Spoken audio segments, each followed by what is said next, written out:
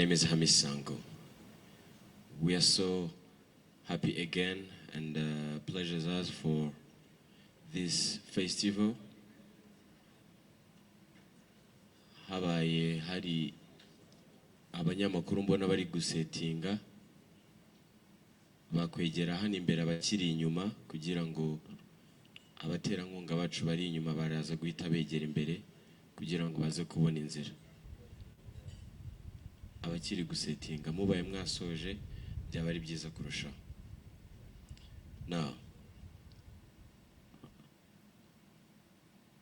igice cyacu cya mbere rero turatangira twakira abafatanyabikorwa bacu baduherekeje muri uru rugendo rugiye kuba ku nshuro yarwo ya gatandatu nk'uko muri kubibona. Ni urugendo tugendanyemo na MTN, ni urugendo tugendanyemo na Primus muri uyu mwaka, ni urugendo turi kumwe na BPR, ni urugendo turi kumwe na Vitalo. Uru rugendo rwose rero cyangwa se iserukiramuco rikaba ritegurwa na East Africa Promoters. Ladies and gentlemen, allow me now to welcome the MTN representative on this panel. Twamukomeye amashyi nyamuneka. Murakoze cyane. Hanyuma twakire Primus iduha vibe, ni yacu muri urugendo, iduha ibyishimo. So thank you so much Primus for your support. We appreciate you again. Hanyuma ni urugendo kandi nk'uko mubibona turi kumwe na BPR Bank nabo twabakomera amashyi. For people for better. Iyi ni banki yaziye igihe, ni banki y'Abanyarwanda, ni banki yacu twese, ni nayo mpamvu ari banki y'abahanzi n'ubuhanzi bwose muri rusange. Barakoze cyane. Hanyuma mutwemerere muri uyu mwanya twakire birumvikana EAP n'ubundi tugurira iki gikorwa muri iki kiganiro.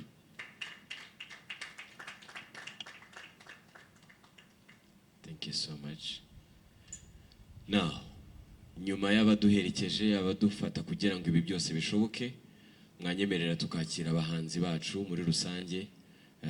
Ni isanzwe ni impano z'u Rwanda, ni impano z'Abanyarwanda zifite ubushobozi bukomeye, ni nayo mpamvu tugiye kwishimana nazo muri riserukiramuco kugira ngo ibikorwa byabo, inganzo n'ubushobozi biri mu bana b'u Rwanda bigere hirya no hino mu gihugu. Ubwo bari muri protocol bamfasha kugira ngo twakire n'abahanzi bacu tubone gutangira ikiganiro cyacu. Twongere gushimira cyane abafatanyabikorwa bacu. We thank MTN, thank you so much again Primus, BPR as well, Vitalo ndetse na East Africa Promoters. Mu gihe twakira abahanzi bacu, kamera zanyu zishobora kubafata ariko nizive aho ziri kugira ngo tutaza kongera gufata umwanya wo gusetinga. Ubwo abafite lenses zihindukira byaba byiza kurushaho batiriwe baterura tripod. Thank you so much. Mu gihe binjira sinzi niba ntacyo bidutwaye kuba twabakomera amashyi kubera ko uyu munsi nibo batumye duteranira hanga muri iki gitondo.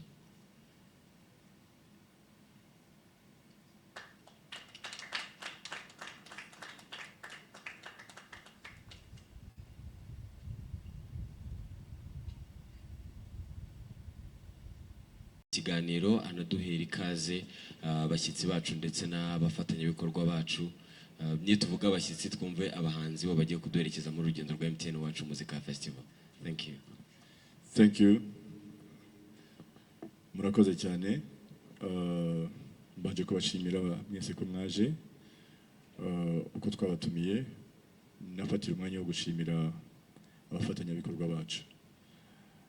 I just want to say I want to thank you all the media. We invite them, they came on time, and they want to apologize to start a little bit late. And I want to take this opportunity also to thank our partners, MTN, Primus, and BPR. Also, I want to thank the artists who are here right now. We are about to start our press conference. Before I start, I want our partner to introduce by themselves also. Let me start by MTN. Thank you. Muraho, my name is Somdev Sen. You can call me Som. I represent MTN Rwanda as the Chief Consumer and Digital Officer. I'm very glad to be here today.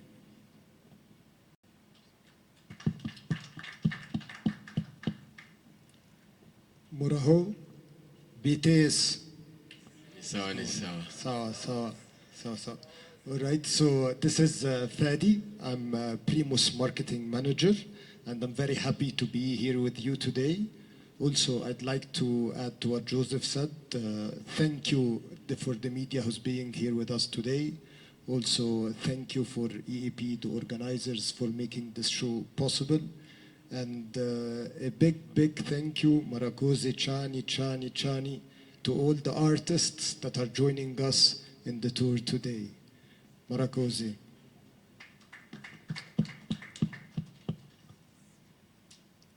Muraho, Nitwa Patricia Garuka.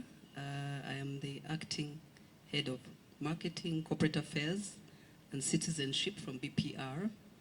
We are very, very happy to be on board this very, very special event for the first time, and I think the first bank. Mirweneza. I'm Jimmy Mugabo, and I'm in charge of sponsorships at BPR. We're happy to be here and to partner with EAP. Thank you. Thank you so much. I think now it's time for the artists too. Reka mbe n'abahanzi bacu kugira ngo babibwire. Murakoze. Murakoze. Amazina yanjye ni Chris Easy, and nishimiye kuba ndi hano, ndashimira abanyamakuru uri hano wese, and thanking so much our sponsors. Thank you so much for believing in Rwandan music. We are here not to disappoint you. Murakoze cyane.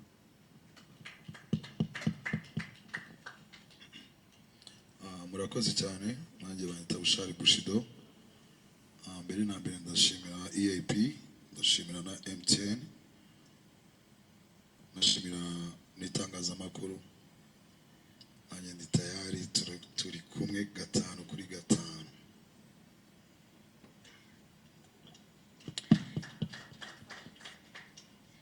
Mwiriwe neza. C'est Marina. Nanjye nagira ngo mbabwire ko I'm ready. Ikindi turi kumwe gatanu kuri gatanu. So thank you all for coming. And special thanks to our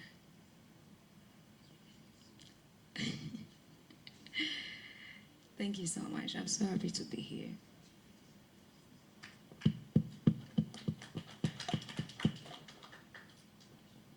Yo, it's a Sean Boy Sugarman, big man, Mwana Davis T.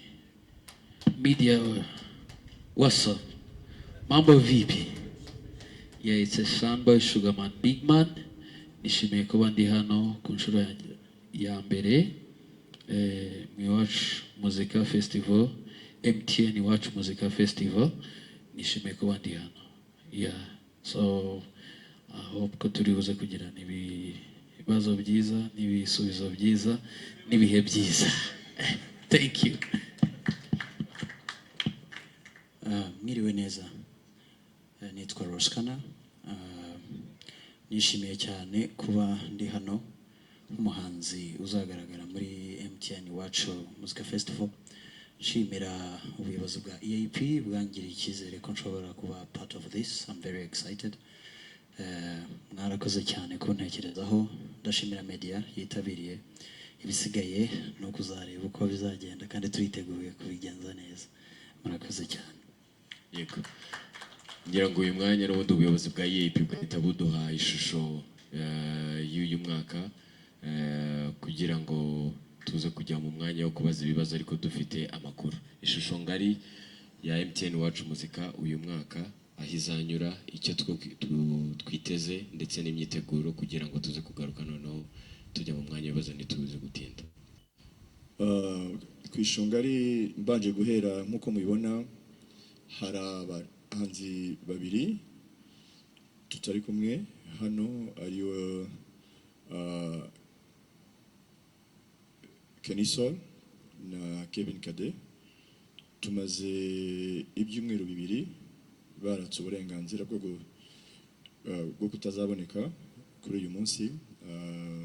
Hari ingendo z'akazi barimo bari barabitubwiye ko kuva ku wa gatandatu batazaboneka, ariko tumaze igihe tuzi iyo tariki yabo. Aho bari nabo bo nyuma ya press conference baraza kugira icyo batangaza ubwabo. Icyo ni kimwe, ariko mu rugendo tuzagendana. Yeah. And let me say it in English. We are missing two artists right now, Kenny Sol and Kevin Kade.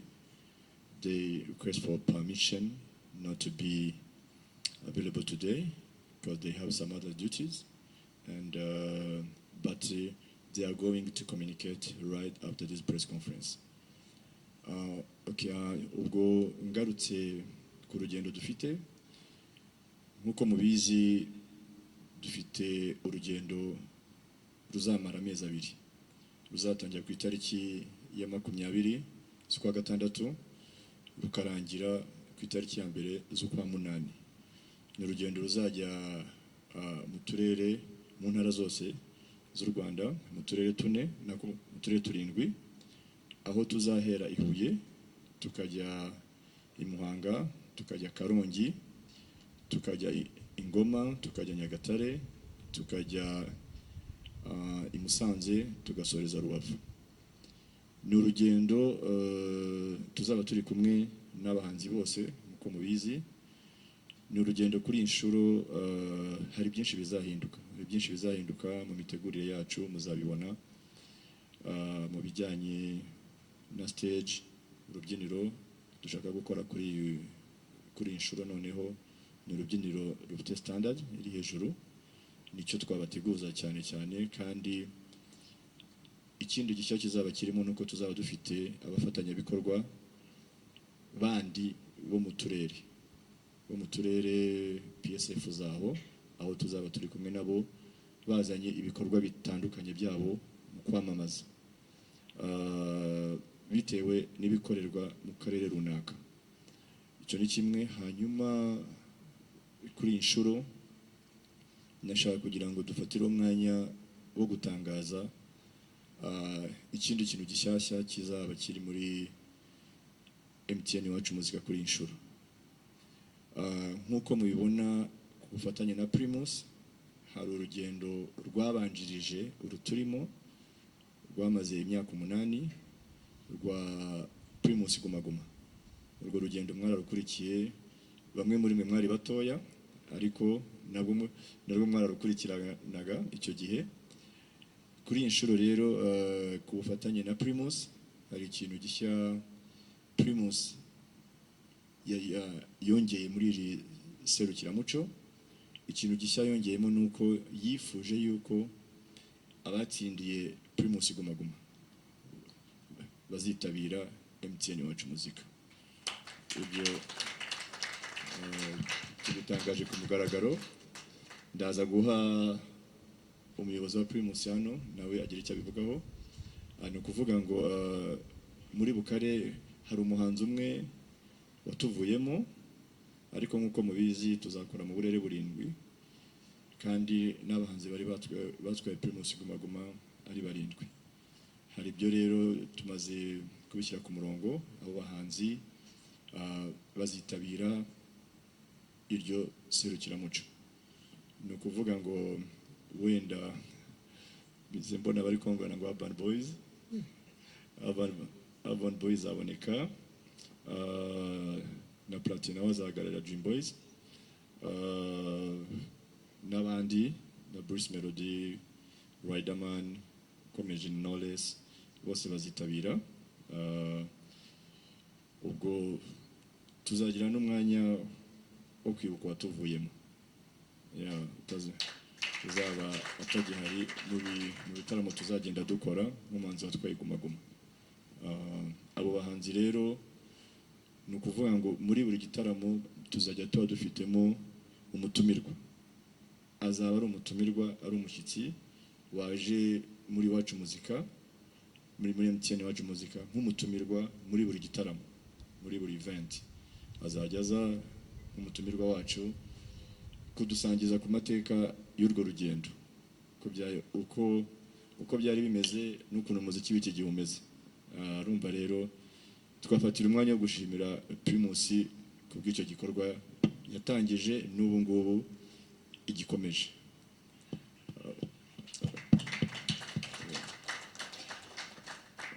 Ku bindi nk'uko mubizi mu ntara harimo kugenda, twebwe dukora event yo ku manywa murabizi, itangira saa 8 kugera saa 1. Ni urugendo twifuza kuzagendana namwe, twifuza kuzagendana namwe mwese n'abahanzi bazaba bahari.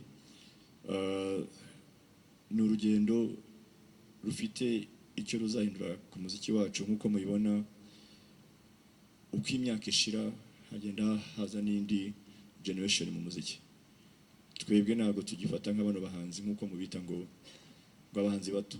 Oya, nta muhanzi umara imyaka 5 akiri mutoya.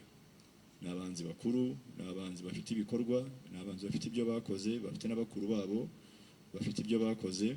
Ubu navuga ko hari uko imyaka igenda ishira hagenda haza n'abandi bahanzi bavuka, ariko noneho nyuma y'imyaka 5 barashoboye kuba bakora tuba nk'iyi ngiyi bayikora.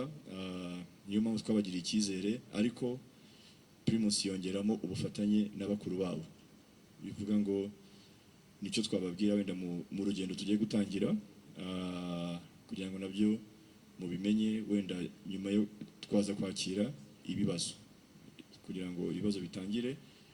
Ariko mbere yuko ngira icyo mvuga, naha ushinzwe uhagarariye Primus kugira ngo akonfaminge icyo kintu cy'abartiste ba Primus Guma Guma.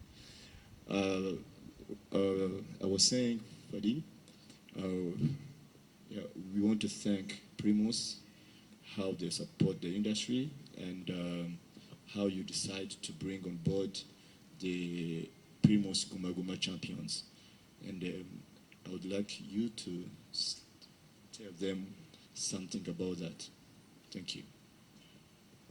Thank you, Joseph. So, first of all, we're very proud to once again be sponsoring MTN Iwacu Muzika. Every year we've seen this platform grow bigger, attract more Rwandans, and generate greater excitement. And as Joseph was mentioning, this year we wanted to make it even more special and more exciting. So we are very proud to announce that Primus will be bringing Guma Guma champions as special guest performers across the tour. So we'll be having Bruce Melody in Ngoma, Urban Boys in Rubavo, Knowless in Muhanga, Riderman in Musanze, Dream Boys in Huye, and Tom Close in Nyagatare.